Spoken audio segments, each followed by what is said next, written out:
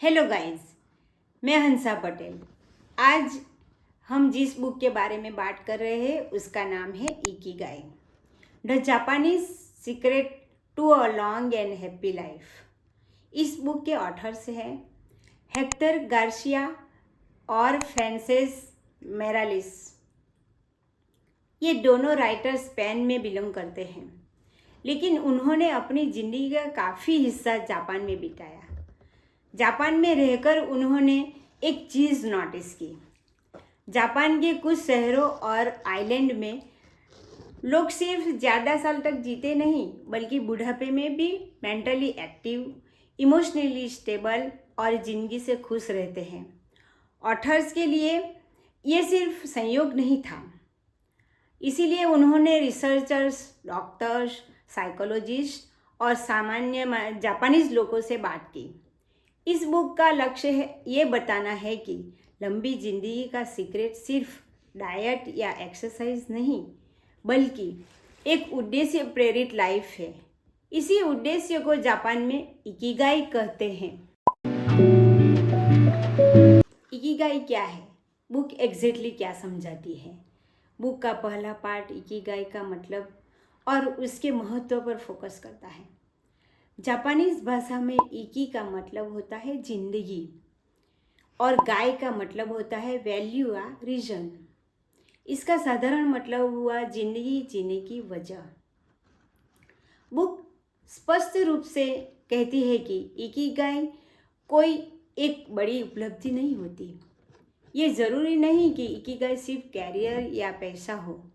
Authors लिखते हैं कि जापान में बहुत से लोगों का इकिगाई छोटी छोटी चीज़ों में जुड़ा होता है, जैसे रोज़ सुबह गार्डन में काम करना, किसी स्किल को धीरे धीरे इम्प्रूव करना या अपने काम को ईमानदारी से करना। ये भी इकिगाई है। इकिगाई हमेशा शोर शराबे वाला या नाटकीय नहीं होता।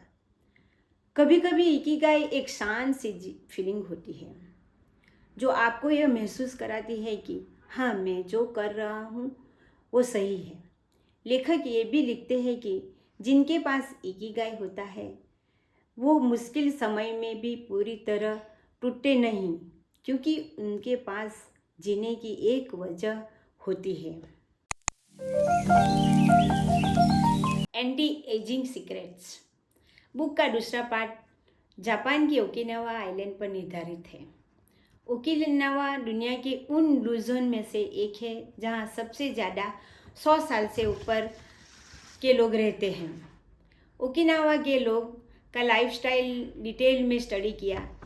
बुक के हिसाब से ओकिनावा के लोग कभी ज़्यादा नहीं खाते, सिंपल और ज़्यादातर प्लांट बेस्ड खाना खाते हैं, रोज़ थोड़ी मूवमेंट करते हैं और अपने काम से जुड़े हुए रहते हैं। लेकिन लेखक ने क्लियर लिखा है कि सिर्फ खाना या एक्सरसाइज ही वजह नहीं है। सबसे महत्वपूर्ण चीज़ है वो लोगों अपने आप को यूज़फुल समझते हैं। ओकिनावा के वृद्ध लोग रिटायरमेंट के बाद भी अपनी सोसाइटी के हिस्सा बना रहते हैं।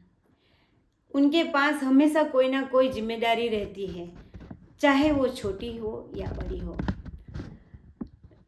बुक में लिखा है कि जब इंसान को लगता है कि उनकी ज़िंदगी का मतलब तनाव कम करना है, डिप्रेशन कम होता है और बॉडी नेचुरली ज़्यादा हेल्दी रहती है।